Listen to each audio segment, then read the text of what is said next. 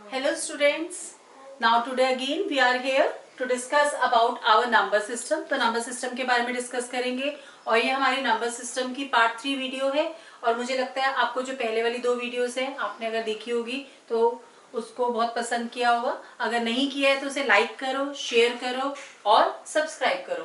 तो इसी तरह से हमारी और वीडियोस भी आती रहेंगी, तो उसको सब्सक्राइब करते रहो और ये सभी वीडियोस जो है मेरे ख्याल से आपको बहुत हेल्प करेगी। तो today we are discussing about again number system. तो नंबर सिस्टम के बारे में डिस्कस करेंगे, थर्ड पार्ट है हमारा। और पहले वाली वीडियोस में मैंने आपको बताया था कि व्हाट आर रेशनल नंबर्स क्या होते हैं, इरेशनल नंबर्स क्या होते हैं। तो अगर सपोज करो 2 रेशनल नंबर्स दे रखे हैं तो उसके बीच में अगर कोई रेशनल नंबर निकालना है तो वो कैसे निकालना है, ठीक है। तो इसके बारे में हम कल डिस्कस किया था और हमने कुछ ऐसे नंबर्स भी लिए थे जो कि नॉन टर्मिनेटिंग रिपीटिंग होते हैं, जैसे 0.7 बार को पी बाई क्यू में चेंज करना है या 0.53 बार को पी बाई क्यू में चेंज करना है। वो सब हमने पहले वाली वीडियोस में कर चुके हैं। अगर नहीं देखा है किसी ने तो उनको देख सकते हो आप। और ये हमारा नंबर सिस्टम का पार्ट 3 है जिसमें हम आगे डिस्कस करें। तो we are coming on question number 1।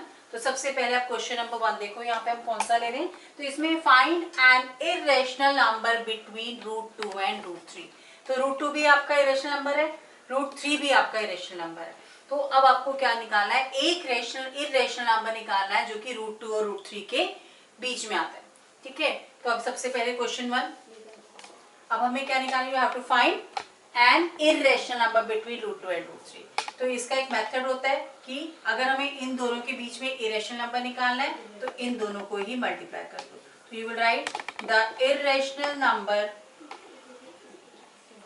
Between √2 and √3 is √2 into √3, that is √6। तो √6 आपका एक इरेशनल नंबर है जो √2 √3 के बीच में आता है। इसी तरह से कोई भी ऐसे हो √a और √b के बीच में आपको इरेशनल नंबर निकालना है तो इन दोनों को मल्टीप्लाई करके आप कर सकते हैं, that is √ab is a irrational number which lie between √a and √b।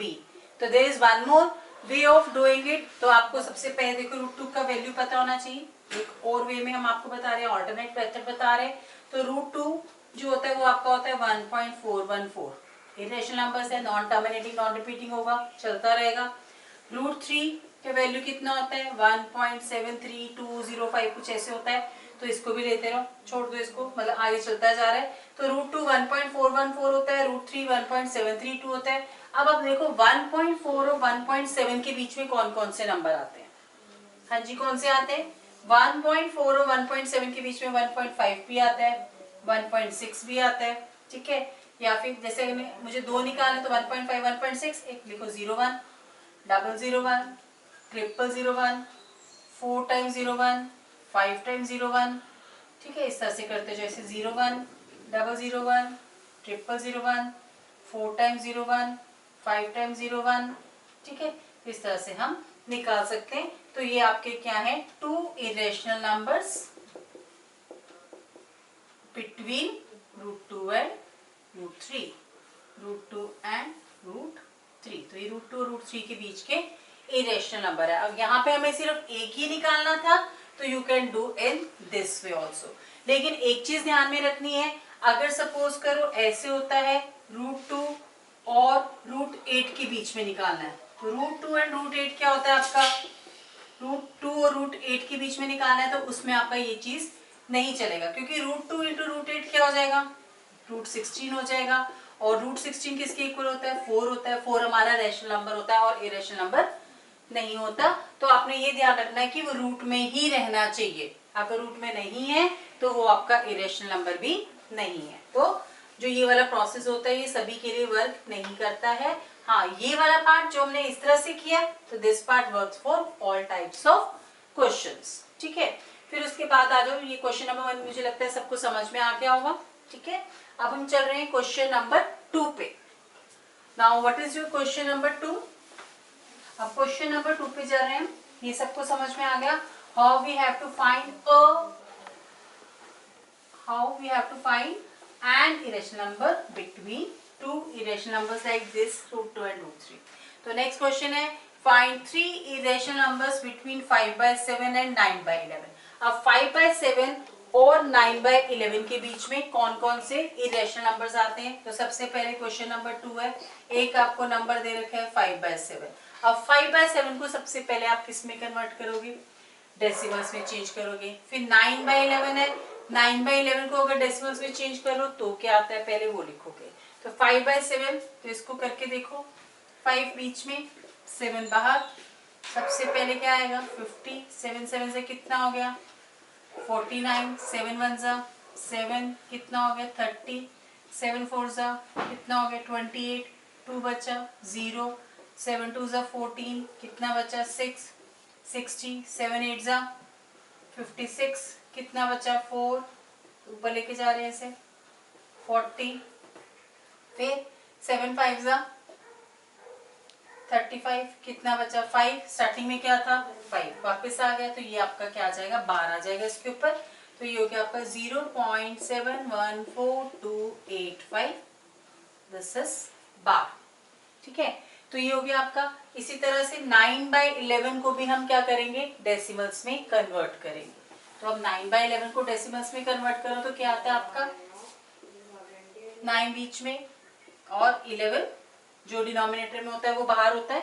ठीक है, तो सबसे पहले ये 0.11 8 सा 88, कितना आ गया 20, 11 1 सा 11, कितना आ गया 9, फिर से वही 9 आ गया, तो फिर से रिपीट होना शुरू हो जाएगा, तो ये 0.81 बार। तो 9/11 हो गया आपका 0.81 बार, 5/7 क्या हो गया आपका 0.714285। अब हमें क्या निकालना है, you have to find 3 irrational numbers. कितने इरेशनल नंबर्स निकालने, 3 निकालने, किसके बीच में 5/7 और 9/11। 5/7 का मतलब क्या हुआ यहाँ पे 0.714285, ये आपका 5/7 हो गया, 9/11 कितना हो गया 0.81 हो गया, तो इनके बीच में निकालना है। तो अब 0 पॉइंट, हम सिर्फ इतने डिजिट्स को देख लेते हैं, 0.71 और 0.81 के बीच में कौन कौन से नंबर आते हैं, 0.72 आता है, 0.73 आता है, 0.74 आता है, ऐसे ऐसे करके बहुत सारे आते हैं। तो हमें तो सिर्फ 3 निकालने हैं यहाँ पे, तो 3 irrational numbers between 5/7 and 9/11 are क्या हो जाएगा, इसमें 01 001 001 4 टाइम्स 01 ऐसे ऐसे 01 001 001 4 टाइम्स 01 ऐसे 01 001 001। तो ये चीज समझ में आ गई सबको। तो इस तरह से हमें ये करना है। तो सबसे पहला स्टेप 5/7 को पहले किस में कन्वर्ट करना है, डेसिमल में। 9/11 है उसको किस में कन्वर्ट करना है, डेसिमल में। फिर 3 रेशनल नंबर्स निकालने हैं इसके बीच में, तो 0.71 और 0.81 को देखो क्या क्या आता है, 0.72 भी आता है, 73 भी आता है, 74 भी आता है, क्योंकि हमारे रेशनल नंबर्स क्या होते हैं, they are non terminating and non repeating. तो इस तरह से कुछ भी आप आगे लिख सकते हो। क्लियर। तो ये आपका हो गया क्वेश्चन नंबर 2 आपका।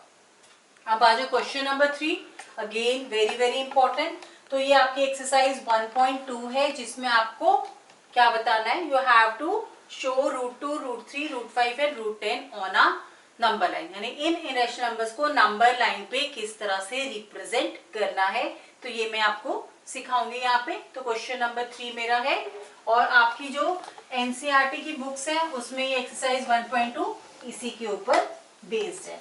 तो एक्सरसाइज 1.2 हमारी लास्ट क्वेश्चन नंबर 3 पे बेस्ड है। तो क्वेश्चन नंबर 3 आपका है, आपको रिप्रेजेंट करना है the given irrational numbers on a number line. तो पहले वाला पार्ट है कि √2 को आपको किस पे शो करना है, नंबर लाइन पे शो करना है। अब देखो √2 को मैं क्या लिख सकती हूँ, 1 का स्क्वायर प्लस 1 का स्क्वायर लिख सकती हूँ। देखो आप ये लेके चलो कि आपका एक क्या है, राइट एंगल ट्राइंगल है, ठीक है, जिसका बेस भी 1 है, परपेंडिकुलर भी 1 है। अगर बेस भी 1 हो, परपेंडिकुलर भी 1 हो, तो ये कितना आएगा आपका √2। जैसे कि मैं मान के चलती हूँ मेरा राइट एंगल ट्राइंगल है, ठीक है, तो इसमें मुझे AC का स्क्वायर किसके इक्वल होगा, अगर ये राइट एंगल ट्राइंगल है तो AC क्या हो जाएगी, हाइपोटेन्यूज, तो AC का स्क्वायर क्या होगा, AB का स्क्वायर प्लस BC का स्क्वायर। अगर AB भी 1 का स्क्वायर है, BC भी 1 का स्क्वायर है, तो ये कितना हो जाएगा 1 + 1, और 1 + 1 क्या होता है 2 हो जाएगा।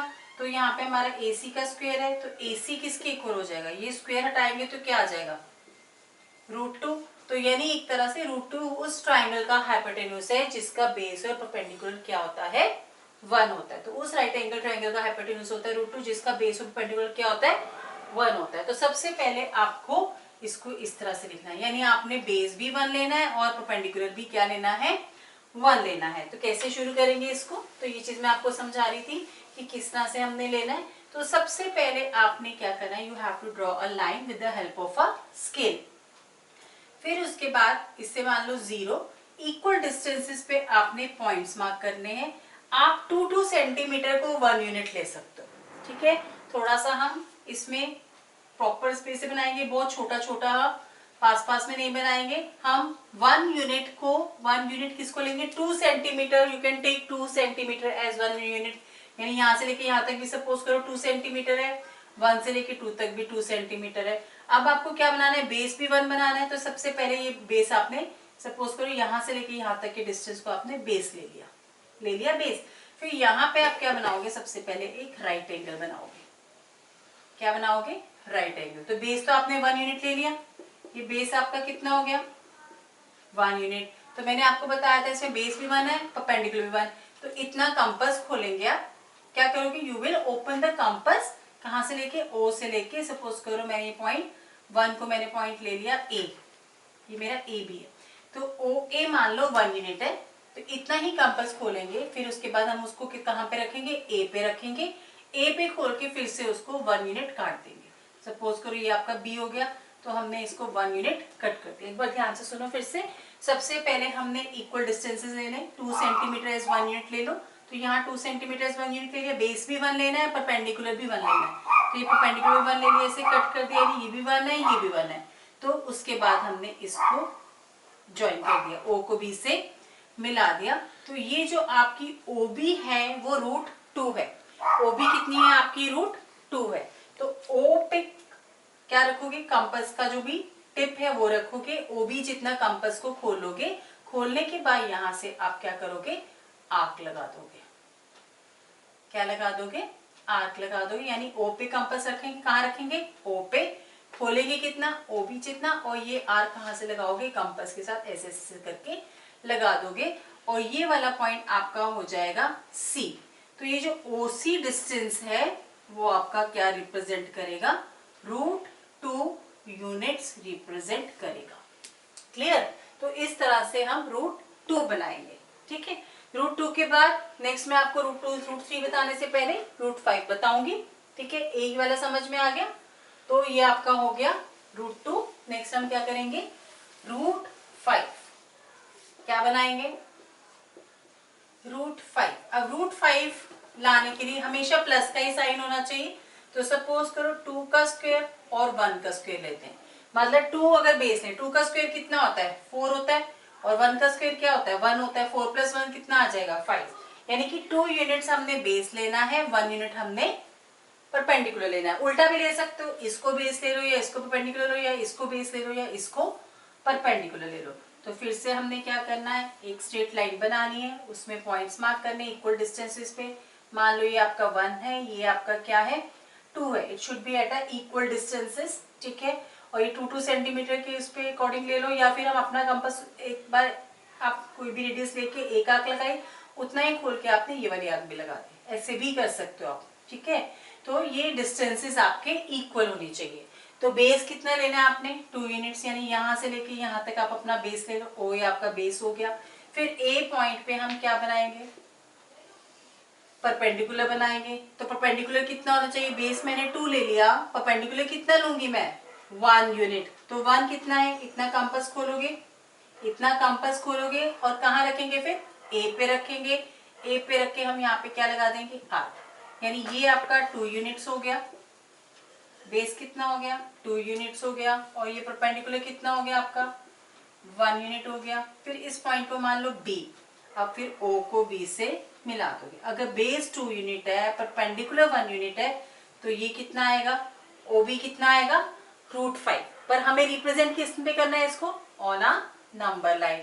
तो O पे कंपास रखो, OB जितना खोलो, कितना O पे कंपास रखेंगे खोलेंगे कितना, O से लेके बी तक खोलो और ओ पे रख के बी तक खोल के फिर यहाँ से ऐसे क्या लगा देंगे, आर्क लगा देंगे। लेटर से ये आपका पॉइंट क्या आ गया, सी हो गया।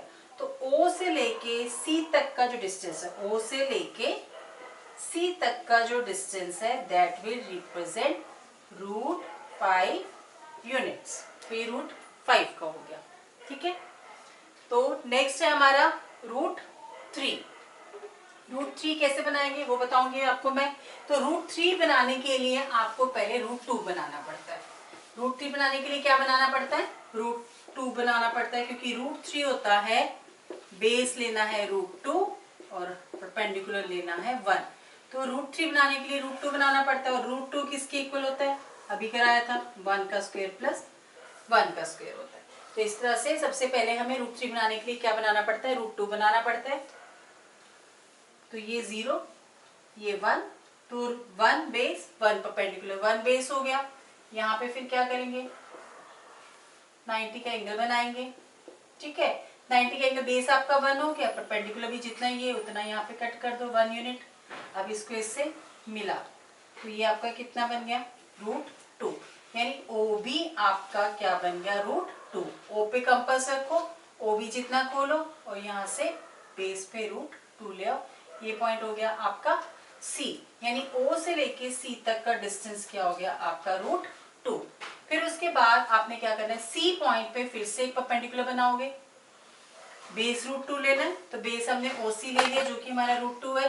परपेंडिकुलर कितना लेना है इसको, 1 यूनिट, जितना यहाँ लिया था 1 उतना ही 1 यहाँ लेना है। ये मान लो पॉइंट आपका डी है, फिर ओ को मिला दो किससे, डी से। अब ओसी आपका कितना है, √2, सी डी कितना है आपका 1 यूनिट है, ठीक है।